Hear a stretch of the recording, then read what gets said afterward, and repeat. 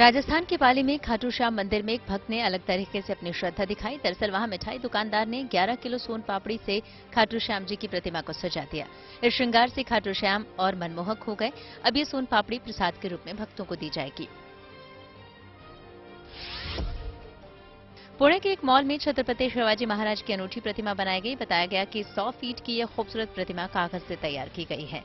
राज्य में छत्रपति शिवाजी का 350वां राज्याभिषेक समारोह मनाया जा रहा है। इसी मौके पर वहां 2 कलाकारों ने ये अनूठी प्रतिमा बनाई।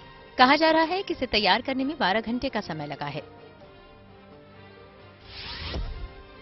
राजस्थान के जयपुर में मेडिकल के छात्रों के लिए होने वाली नीट परीक्षा में एक छात्रा के पेपर पर चाय गिरने का मामला हाईकोर्ट पहुंच गया।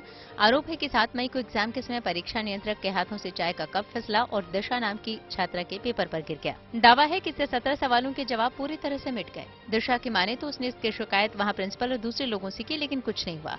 उसे अतिरिक्त समय भी नहीं मिला। फिर दिशा ने इस मसले पर हाईकोर्ट में याचिका दाखिल की।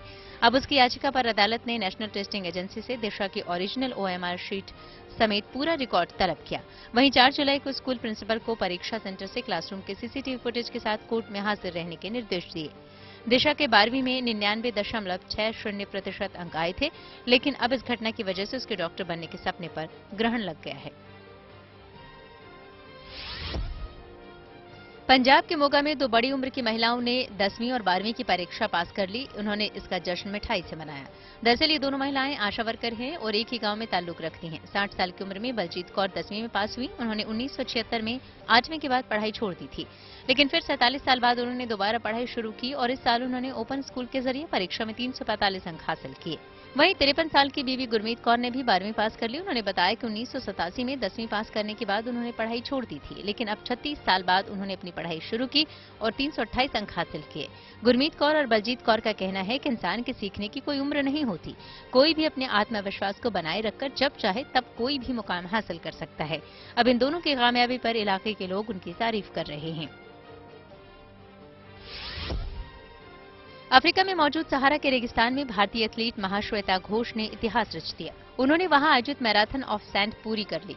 वो ऐसा करने वाली पहली भारतीय महिला एथलीट है। महाश्वेता ने 7 दिनों तक चली इस रेस में 256 किलोमीटर की लंबी दौड़ लगाई और दुनिया की इस कठिन रेस में भारत का परचम लहरा दिया। महाश्वेता घोष अब स्वदेश लौट चुकी हैं। इस प्रतियोगिता में 1100 से ज्यादा लोगों ने हिस्सा लिया था। इस दौरान कंटेस्टेंट को अकेले रहना होता है, न उसके पास फोन होता है और न ही अपने परिवार का कोई सदस्य वहां मौजूद होता है। रोजाना एक टारगेट सेट होता है जिसे पूरा करना पड़ता है। ऐसा न करने पर कंटेस्टेंट डिस्क्वालीफाई हो जाता है। दौड़ के समय कंटेस्टेंट को अपना सामान भी खुद अपने साथ रखना होता है, यानी वो अपनी पीठ पर अपना बैग जिसमें खाने पीने का थोड़ा सामान, पानी और टेंट लेकर चलते हैं और दिन खत्म होने के बाद उसी टेंट में आराम करते हैं।